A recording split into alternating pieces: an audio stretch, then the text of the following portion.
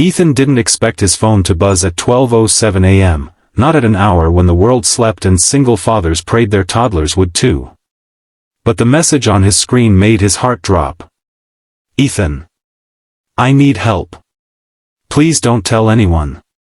It was from Victoria Hale, the CEO of Hale Tech, and his boss. Ethan hesitated only a second. Victoria was brilliant, feared, respected, and always perfectly in control. If she was messaging him at midnight, something was terribly off. He grabbed his keys, tucked his sleeping daughter Emma into her car seat, and drove through the quiet streets. When he reached the bar address she sent, he found Victoria sitting on the curb, hugging her knees, mascara smudged, her eyes unfocused. Nothing like the powerful woman who could silence a boardroom with a single glance. Victoria? Ethan knelt. Are you hurt?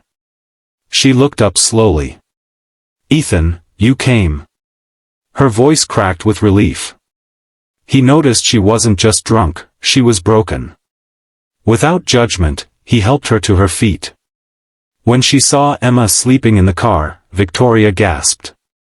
You brought her? I'm so sorry. She's okay, Ethan said softly.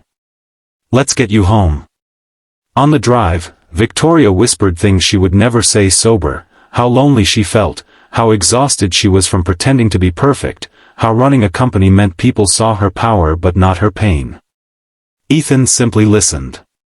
Not as her employee, but as a human being. When he reached her penthouse, she stumbled and nearly fell. Ethan caught her, guided her inside, made sure she drank water, put a blanket over her shoulders, and stayed on the couch to keep an eye on her, Emma sleeping curled on his chest. Before dawn, Victoria peeked out of her room. She froze at the sight, Ethan dozing upright, holding his daughter, protecting them both like a quiet guardian. Her expression softened. No one had ever done something so selfless for her without expecting anything in return. Sun the next morning. Victoria stepped into the living room, now steady and composed. Ethan woke instantly.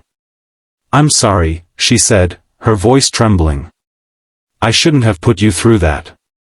You didn't deserve. Victoria, you're human, he said gently. You had a rough night.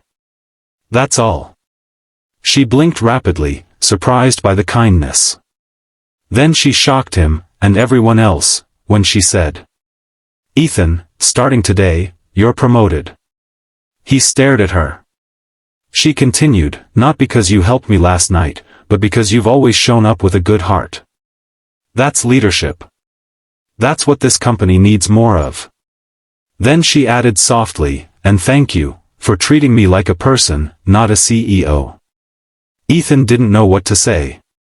But Emma solved it. She woke up, looked at Victoria, and sleepily whispered. Are you okay, lady? Victoria laughed, a real, warm, unguarded laugh Ethan had never heard before. I am now, she said, ruffling Emma's hair. Sparkles the uplifting ending. Word spread in the office about Ethan's sudden promotion, but not the reason behind it. Victoria never mentioned the night. She just started showing more warmth, more humanity, more humility. And Ethan realized something too. Sometimes the strongest people are the ones carrying invisible weight, and a single act of kindness can lighten it more than anyone realizes. In the end, it wasn't about rank or job titles. It was about two people, one powerful, one struggling, who discovered that compassion is the one thing that makes everyone equal. And from that night onward, Victoria always made sure Ethan knew. You didn't just take care of me. You reminded me what being human really means.